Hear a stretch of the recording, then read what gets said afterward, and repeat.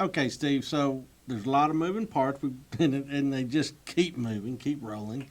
We've got these militias. We got this cannon that's out there into the mix. We've got new military officers coming in to assert centralist control.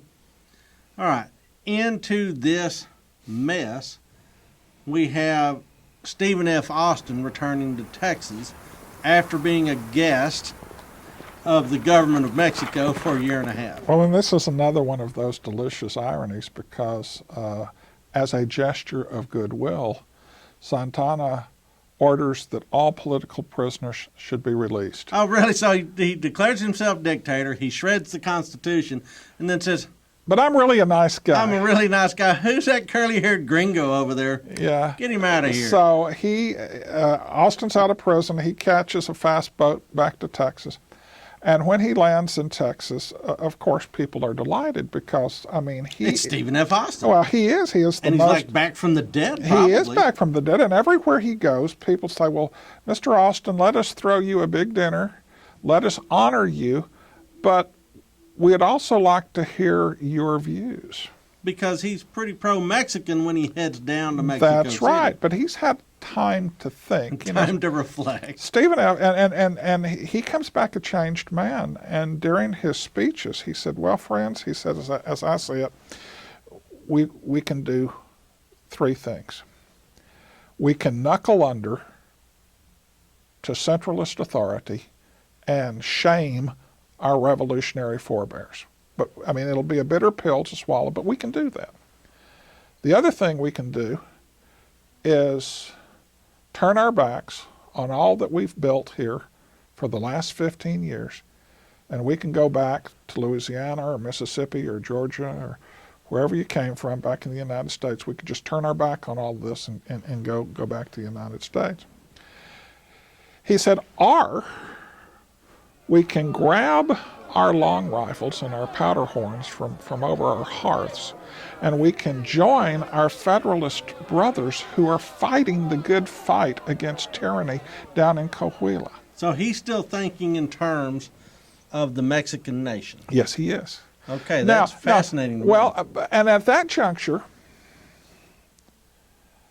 people say, well, Mr. Austin, you've changed. Yeah, I was about to say, he's sounding a little more like the Wharton brothers. Well, and they say, you're the leader of the Peace Party. He said, look, yes, I have. He said, you've always told us to try to work within the Mexican system. He said, that's right, and I'm still telling you that.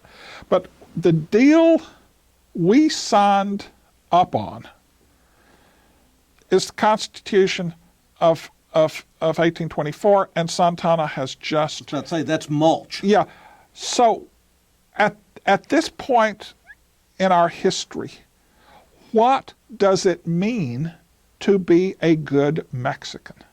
I assert that if you're a good Mexican, you're fighting for the Constitution. You're trying to restore the Federalist system that, and who are our allies in that?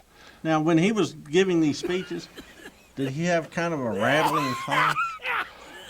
His health has been broken. He is not a well man. He's never been hardy. Yeah. I mean, when you see pictures of him or images of him, even in sculpture, he doesn't look like this big strapping fella. He's not. He's not Sam Houston. He's scholarly rather than assertive. Interesting. Now you brought up the Sam Houston thing. Okay, sure. So right now, really the only guy that is a national leader, if there is such a thing, amongst Texians, one that would be universally identified as a public figure universally. Mm-hmm. Would be Stephen F. Austin. Absolutely. So, I mean, he's Mr. Texas. He is Mr. Texas. He's respected not only inside Texas, but he's even known in the United States. But we've got Sam Houston. There's a gigantic statue of Sam Houston on I-45. Sure. And so what's he doing right about now? Remember Sam Houston as a Johnny-come-lately. He is a Johnny-come-lately, under mysterious circumstances. Well, and as soon as he crosses the red, he affiliates himself with the War Party. So at this juncture, most people who know who Sam Houston is say, well, he's a junior partner of the Wharton brothers. Yeah. The Wharton brothers control the War Party, and Houston is one of their supporters. Of course, he is the former governor of Tennessee. He is a personal friend of Andrew Jackson, who is currently president of the United States. So that carries a certain cachet with people. I mean, he's not an inconsiderable figure by any means, but he's not Stephen F. Austin. Okay, I'll buy that. Yeah. All right, so I guess what we need to do then is see how all this plays out as this sort of clash seems to be lining up between the centralist authorities and the folks in Texas. Well, remember, when Stephen F. Austin talks, Texans listen. And when Sam Houston talks, everybody goes, that must be the Whartons. Yeah, yeah. Okay. But after this, almost overnight, the Peace Party fades away. Wow. Okay. Because the leader of he says, you sound more like the War Party. And he says, you know what? Those War Party guys are not wrong, because now they were wrong when they were wrong at the time that they were wrong. That when we had a federal constitutional government, they were wrong. But when we have a centralist tyranny,